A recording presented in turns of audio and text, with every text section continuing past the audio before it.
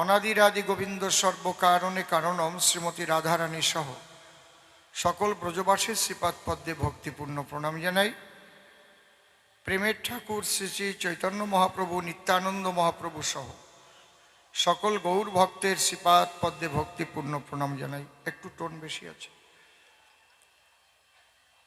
পূর্ণব্রহ্ম শ্রী শ্রী ঠাকুর হরিচাঁদ, পতিত পাবন শ্রী শ্রী ঠাকুর গুরুচাঁদ, জগৎ জননী মা শান্তি সত্যভামার শ্রীপাদ পদ্মে ভক্তিপূর্ণ প্রণাম জানাই। মাতা পিতা, দীক্ষাগুরু, কবিগুরু সহ অনন্ত কোটি ব্রহ্মাণ্ডের অনন্ত অবতার, অনন্ত সাধুগুরু মহাপুরুষ, সাকার নিরাকারে যিনি যেখানে যে অবস্থায় অবস্থান করছেন, প্রত্যেককে আমার ভক্তিপূর্ণ প্রণাম জানাই। আমি সারা বিশ্বের সর্বধর্মে যারা সিদ্ধ মহাত্মা, সাধুগুরু, পীর, পয়গম্বর, সবাইকে আমি শ্রদ্ধা জানিয়েছি। কারণ আমার সনাতন ধর্মে এই শিক্ষাই দেয়, সর্বং খল্লিদং ব্রহ্ম, সবার মধ্যে একই ব্রহ্ম, আলাদা কিছু না। আল্লাহ, হরি, গড, ভগবান, ওই কৃষ্ণ, বিষ্ণু, একই শক্তি।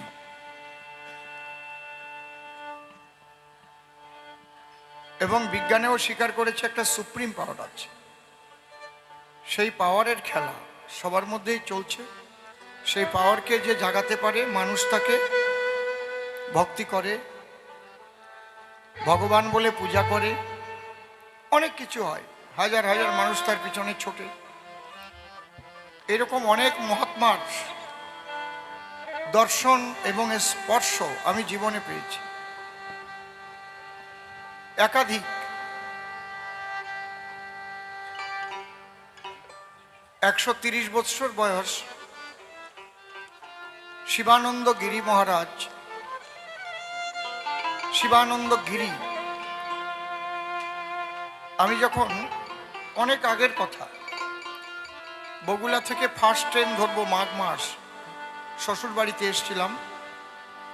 স্টেশনে গিয়ে আমি বসে আছি, মাঘ মাসের শীতের রাত, ভোরবেলায় ফার্স্ট ট্রেন। দেখলাম প্রায় 7 ফুট লম্বা এক মহাত্মা, ছোট্ট একটা লেংটি পরা আর একটা কালো ব্যাগ কাঁধে, হেঁটে হেঁটে স্টেশনে উঠল। আমি গিয়ে প্রণাম করলাম। ইলেকট্রিক যেমন শক করে না, ঝাড়া মারে, ওইরকম আমাকে ঝাড়া মারল। আমাকে বললো, শালা ভবা পাগলার চালা। আমি বললাম, আপনার নাম কি? বলছে, এবারে এই দেহটার নাম শিবানন্দ, এবারে এই দেহটার নাম শিবানন্দ গিরি। আপনার বয়স কত? বলছে, এবারে এই দেহটার বয়স 130 বৎসর। আপনার আশ্রম কোথায়? হেসে পড়েছে, বলে, এই মহাবিশ্ব জুড়ে ঈশ্বরের আশ্রম, এই মহাকাশ তার ছাউনি, এর মধ্যে আমি একটা আলাদা আশ্রম করে সেই ঈশ্বরের সব আশ্রম থেকে আমি বাদ পড়ব। এই জন্যে আমি আর জীবনে আশ্রম করতে পারলাম না। সব আশ্রম ঈশ্বরেরই আশ্রম। এরা কি মানুষ?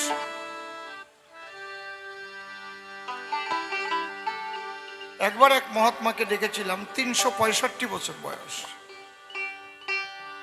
আমি আর শ্রদ্ধেয় অমূল্য বাবু দুজন দেখতে গেছিলাম, কান্দির খ্যাপা বাবা। ওখানে গিয়ে শুধু নাম বলবেন,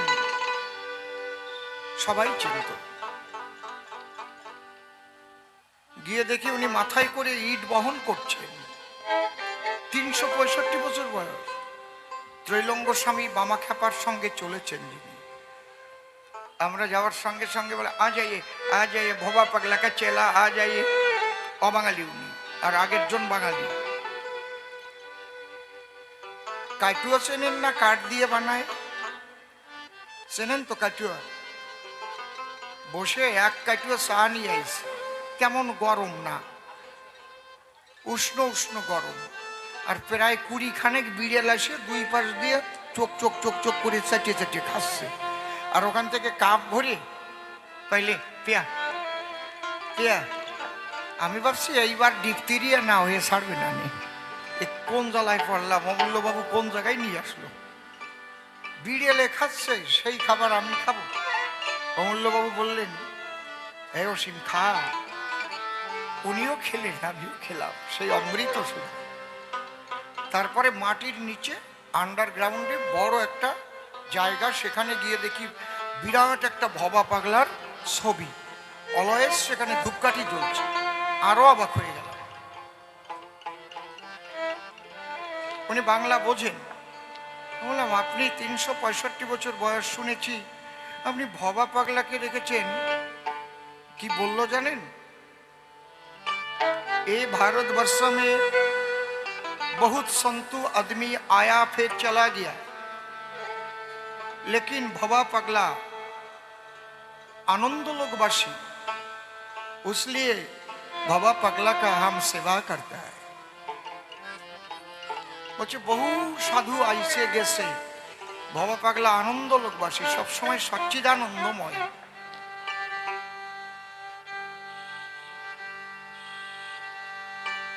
আজকে এই কথাগুলো কেন বললাম? দুইজনের নাম শুধু বললাম। অনেককে পেয়েছি আমি জীবনে, অনেকের আশীর্বাদ পেয়েছি। সুখদেব ব্রহ্মচারী, সুখ গোসাই দাইহাটে এক রাত্রি তার কাছে ছিলাম।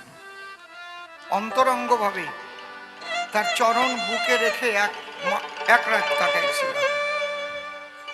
একই ব্যাপার। তা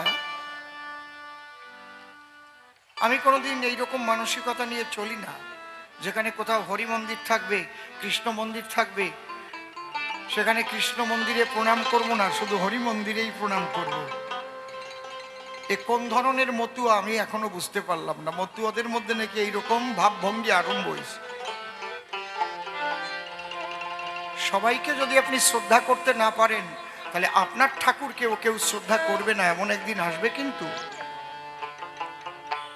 আপনি অপরের পিতাকে যদি অসম্মান করেন, আপনার পিতা অসম্মানিত হবে, কেউ ঠেকাতে পারবে না। সবার মধ্যে একই শক্তি বিরাজিত। এই বোধ আমার তারকচাঁদের জেগেছিল বলে তিনি বলেছেন, হরি চকমকি চাকচিক লেগেছে চোখ খেতে, আর কিছু পাই না সখী দেখিতে। তুমি যদি প্রকৃত হরিভক্ত হও, তাহলে কালী থাকুক, কৃষ্ণ থাকুক, রাম থাকুক, ওই মন্দিরে গিয়ে তো ওই বেদিতে তুমি হরিকেই দর্শন করবে, এক হরিময় হয়ে যাবে তোমার মন নয়ন।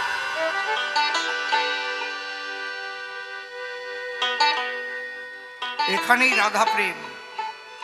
তোরা বলিস ব্রজের ধুলি, আমি দেখি কৃষ্ণ বনমালী। এখানেই শ্রীমান মহাপ্রভুর মহাভাবের প্রকাশ। শ্রী রাধার ভাব সাগরে দিয়ে গোড়া ডুব, যাহা যাহা নেত্রে পড়ে স্ফুরে কৃষ্ণ রূপ। কৃষ্ণময় সাগরে কৃষ্ণ দেখে ঝাঁপায়ে পড়ছে, রে কয় বাপ। আজকে আমি কবি গান গাই, এক জায়গায় কালী মন্দির, কৃষ্ণ মন্দির, হরিচাঁদের মন্দির আছে। আমি যদি হরিচাঁদ মন্দিরে শুধু প্রণাম করে ওই দুটো মন্দির বাদ রাখি, তাহলে আমারে দিয়ে যদি এর কালী ভক্ত কৃষ্ণ ভক্তরা গান না দেয়, যে এই লোকরে দিয়ে গান দেওয়া যাবে না। কারণ এত বড় কমুনাল যে তারে দিয়ে কালী ভক্ত, কৃষ্ণ ভক্ত, রাম ভক্ত আর কেউ গান দেবে না। এক মতুয়ারা ওরে দিয়ে গান দিয়ে বাঁচাই রাখুক। বলতে পারে কি বাবা? বলতে পারে? আমরা যেন এইরকম মতুয়া না হই যে বিভক্ত হয়ে গিয়ে আমরা সনাতনী আদর্শ থেকে ছিন্ন ভিন্ন হয়ে গিয়ে আমি সংকুচিত হয়ে যাব না। আমরা উদাত্ত কণ্ঠে বলবো, আমরা মতুয়া, আমরা সনাতনী। বাবা হরিচাঁদ ঠাকুর সেই সনাতন ধর্মকে রক্ষা করবার জন্য এসেছিলেন। জয় জয় হরিচাঁদ গুরুচাঁদ তারকচাঁদ প্রেমানন্দে হরি হরিবল হরিবল হরিবল।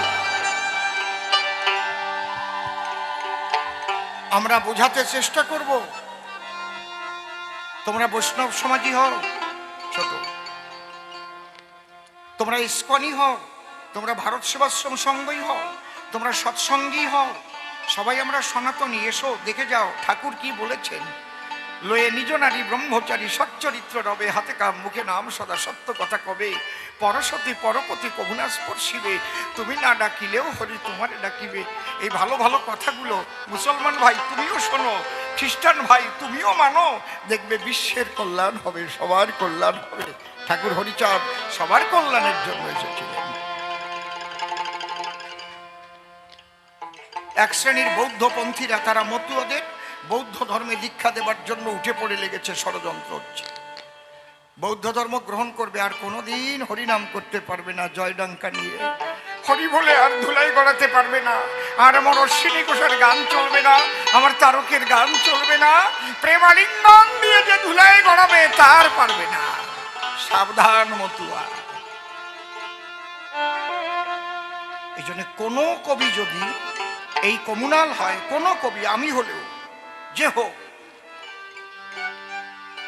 যার মধ্যে এই কমুনাল ভাব থাকবে, সে কিন্তু অন্য অন্যর কাছ থেকে বর্জিত হয়।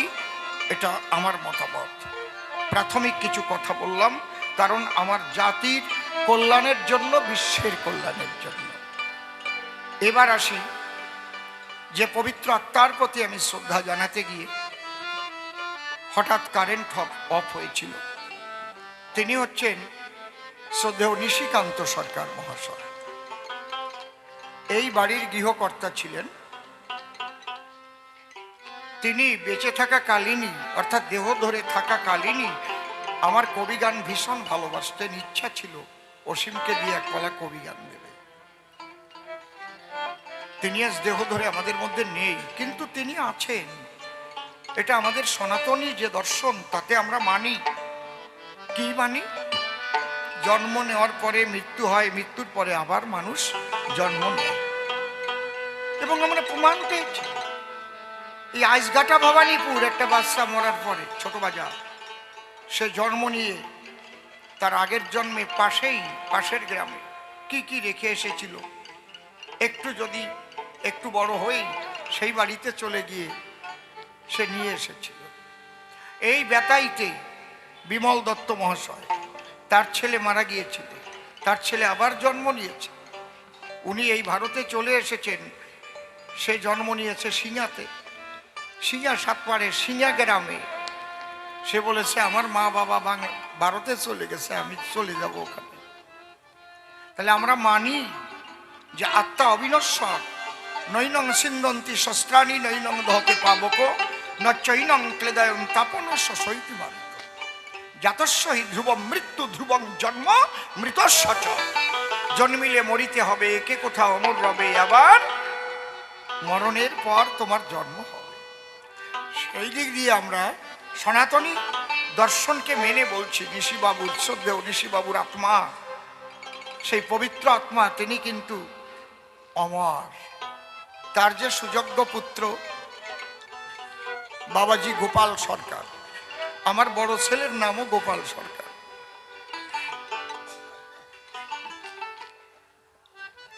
বৌমাটিও ভীষণ ভালো, আর তার মাও ভীষণ ভালো। মাসি যারা এসেছেন দেখলাম যাদের, তারা প্রত্যেকেই একটা ঈশ্বরীয় ভাবে ভাবাপ্লুত।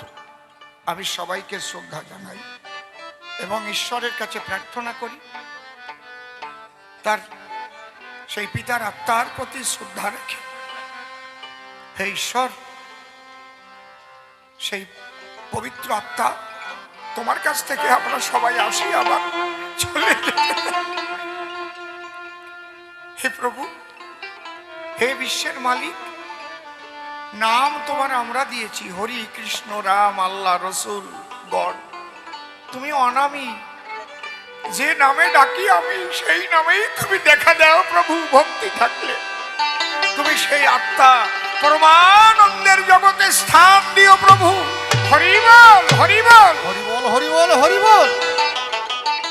আর যাদের রেখে গেছে তাদের জন্য সর্বাঙ্গীন মঙ্গল করেন, আমি ঠাকুরের কাছে সেই প্রার্থনা করি। হরিবল। এবার আমরা কবি গানের পাল্লায় যাব।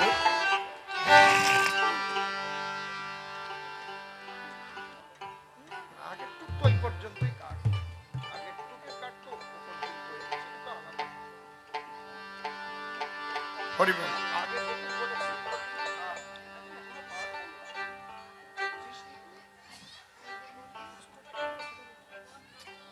তো অনেক আগে কাঠ হবে তো এতটা নিয়ে